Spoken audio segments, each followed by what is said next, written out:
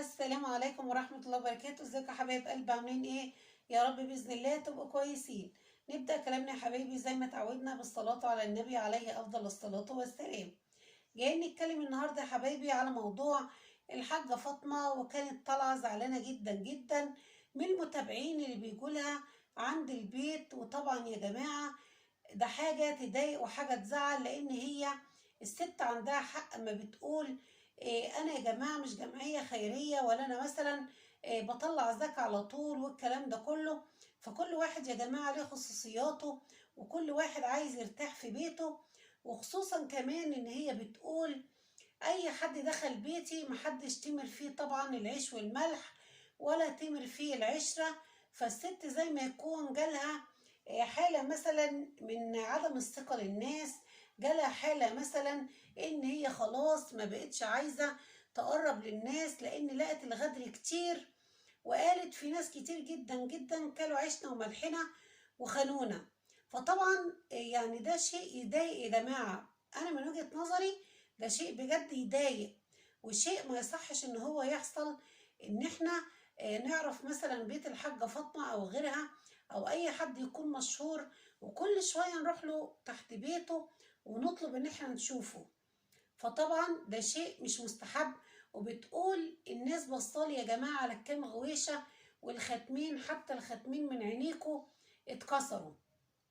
فبتقول انا يا جماعة سايبة الغوايش دي، يعني قرش مثلا بجمعه، لا قدر الله حصل لي مرض، حصل لي حاجة، ما خليش بنتي او ابني مثلا يصرفوا عليا، يبقى معايا يا جماعة قرشها الخاص ان هي تقدر ان هي تصرف على نفسها بيه. فده طبعا شيء ما يزعلش اي حد.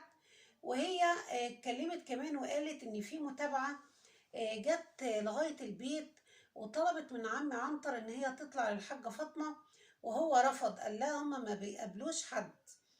رجعت تاني مرة وقالت له أنا عايزة أشوف الحاجة فاطمة، قال لها والله الست ما بتقابلش أي حد خالص.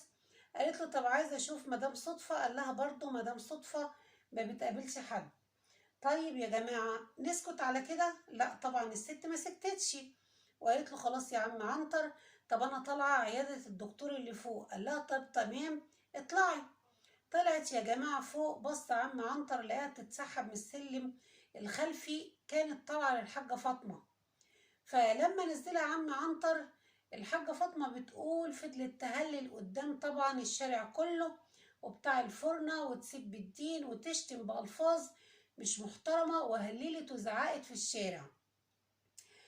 طبعا يا جماعة الحاجة فاطمة يعني أنا معاها في نقطة إن هي متضايقة من المتابعين اللي بيروحوا يطلبوا مثلا مش عايزة أقول حسنة، مساعدة. طب أنا معاك يا حاجة فاطمة، بس في نقطة أنا برضو بلومك عليها. أنا لا معايا يا جماعة ولا عليها، وأنا من أول ما فتحت القناة أنا لا مع الصدفة ولا ضدها. أنا بقول كلمة الحق اللي يخلصني عليها ربنا سبحانه وتعالى. انا معاكي يا حاجه فاطمه، لازم يكون في خصوصيه، واللي انتي خلاص فقدت الثقه في اي حد يدخل بيتك. بس في حاجه هنا نقطه بسيطه، بيقولك اما السائل فلا تنهر.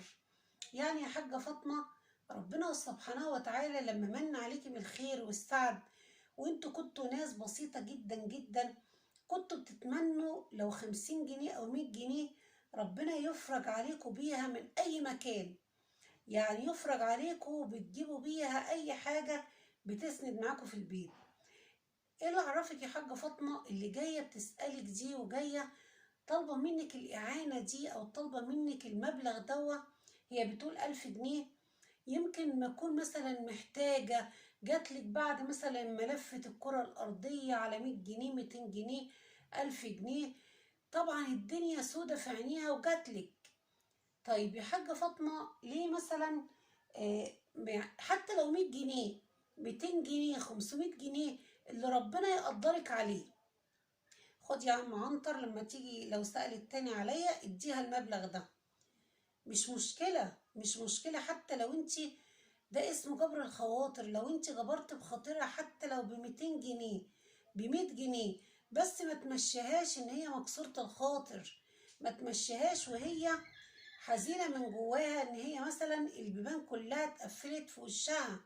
دي بس النقطة اللي انا بكلم حضرتك فيها ان ما ينفعش تمشيها مكسورة الخاطر.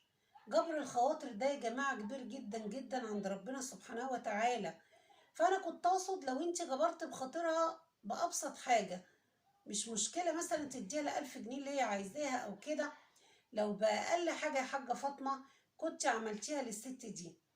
دي كان أول يا جماعة موضوع هنتكلم فيه. تاني موضوع هنتكلم فيه طبعا يا جماعة هشش طلع وبينقش تاني، وطلع عايز يعمل حوارات علشان طبعا مشاهداته بقت في الأرض، وما بقاش عنده مشاهدات غير طبعا اللايفات المشبوهة اللي بيعملها آخر الليل، وبيلم فيها عواطلية اليوتيوب والستات اللي هي منافقة حواليه، وبيقولوا كلام ما يصحش يقولوه، وان هو بيقول الفاظ قذرة، وان هو بيتكلم باسلوب مش محترم، وطبعا بيطبلوا حواليه الناس اللي هي المنافقة دي.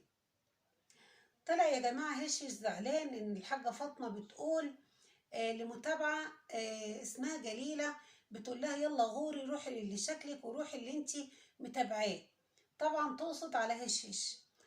وكمان الحاجة فاطمة بتقول فين العربية بتاعت الكبدة وفين المشروع وفين المطعم والكلام ده كله. والست اتكلمت كلمتين مثلا من زعلها على قلة أصلك أو مثلا وطيانتك وعلى غدرك أو أي حاجة، الست شايلة منك وست كبيرة. يطلع يا جماعة هشش بقى يسكت؟ لا طبعا، هشش طالع وزعلان جدا وبيقول لو ما احترمتيش نفسك انا هرد، ولعن ابو عشكو وملحوكو وانتوا ناس كذا وناس كذا، وقعد يجرح وقعد يشتم ويقل ادبه، بيقول انا مش هكبر لاي حد، سواء مثلا كريم جوز صدفة او المستشار اكرم سلام. انا دلوقتي حالا هكلمه واقول له ان الست دي غلطت، ولو ما احترمتيش نفسك انا هرد عليكي والكلام ده كله. احنا شايفين يا جماعة ان هشش ما بيعرفش يعيش غير بالحوارات وبقلة الأدب وتطويل اللسان.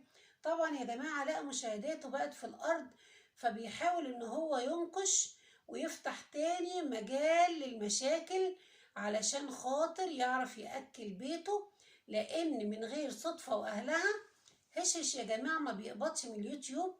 هشش عايز على طول الإيه، المشاهدات تبقى عالية عنده. وبيقول كمان سيبوني يا رب عيالي عشان خاطر بنتي بقى يجيلها عرسان والكلام ده كله. يا عم ربنا يسترها على وليانا جميعا، وربنا يعني ما يضرهمش بقذارتك وبقلة أدبك، وربنا يستر وليانا جميعا. طيب اللي هيجيلك يا هشش ده هيجيلك يعني معلش من أدبك واحترامك من أسلوبك. طبعا أكيد اللي هيجيلك هيكون عارفك، هيكون عارف أسلوبك وطبيعتك وقلة أدبك وسفالتك وألفاظك القذرة دي. أنا يا جماعة يعني واثقة 1000000% من غير ما أكون عارفة أي حد من جيرانه ولا من قرايبه، أنا عارفة إن ده مكروه على مستوى العالم كله، سواء أصحابه جيرانه أهله، أكيد لسانه ده مش سايب أي حد خالص. فأنت ما تعملش اللي أنت محترم واللي أنت مؤدب والكلام ده كله، لا يهشش. يا ريت تلتزم الصمت، يا ريت تحترم كلامك مع المستشار أكرم سلام، اللي انت تبقى ابن ناس وتبقى محترم، وقصر المواضيع عن كده لان انت بتنكش. ده يا حبايبي كان تاني موضوع. تالت موضوع بقى طبعا بستات ضني وكلام الحاجة ام ضني ما شاء الله عليها، يعني صراحة يا جماعة يدرس اسلوبها. ما شاء الله عليك بجد، بتقول امثال يا جماعة، بتقول مطرح ما بنخطي بنغطي. ما شاء الله عليك يا حاجة والله كلامك ما شاء الله عليك بجد. فطبعا يا جماعة الحاجة هي وضني مش ساكتين، عمالين كل شوية يستفزوا في ياسمين، عمالين كل شوية يستفزوا وينكشوا في الحوار، عايزين برضو يختلقوا مشاكل زي هشش بالظبط. طبعا ضني كمان طالع بيقول انا نفسي اطلع يا جماعة برج ايفل، اصل انا بحب الاماكن العالية والعالي للعالي والواطي للواطي. طب يا ضني حضرتك لما كنت مظلوم وشفنا ياسمين كانت ظلماك وبتتكلم كلام عليك، طلعنا كنا في صفك، وانت برضو لما ظلمت ياسمين وخنتها وغدرت بيها برضو كنا في صف ياسمين. طب يا ضني دلوقتي الموضوع خلص والموضوع اتقفل على كده، ليه يا جماعة بنطلع تاني؟ وانتي يا حاجة يا كبيرة يا اللي انتي المفروض تكوني بتهدي ابنك وبتقولي له خلاص يا ضني خليك في محتواك وفي حياتك وشوف حياتك وعيشتك ودنيتك هتعمل فيها ايه. ليه انتي كمان طالعة برضو بتساعديه ان هو ينكش تاني في المواضيع؟ ما احنا قلنا يا جماعة خلاص المواضيع دي خلصت، وخلاص يا جماعة المواضيع دي انتهت. كل واحد فيكو يشوف محتواه ويشوف حياته وينظم دنيته هيعمل ايه فيها تاني. فياريت يا جماعة نتمنى منك يا ضني انت والحاجة تأثروا بقى الطريق عن كده، وكل واحد يبقى في محتواه، وكل واحد يبقى يعني في حياته ونظم بقى حياتك يا ضني. بلاش تتكلم في كلام ملوش اي لازمة تخلق بيه مواضيع ومشاكل. فياريت يا ضني انت عندك قبول للمتابعين والناس كلها بتحبك، ياريت تشتغل في محتواك. والحاجة برضو ياريت تبطل كلام عن المواضيع دي وعن ياسمين، علشان يا جماعة كتر الكلام هيولد تاني مشاكل وخلافات كبيرة. فياريت نلتزم الصمت برضو يا جماعة. وبهنا يا حبايبي الفيديو بتاعي يكون خلص. متشكرة جدا ليكم، واللي وقف معايا لغاية كده ياريت أتمنى بإذن الله يديني اللايك الجميل وكومنت جميل منكم. والسلام عليكم ورحمة الله وبركاته.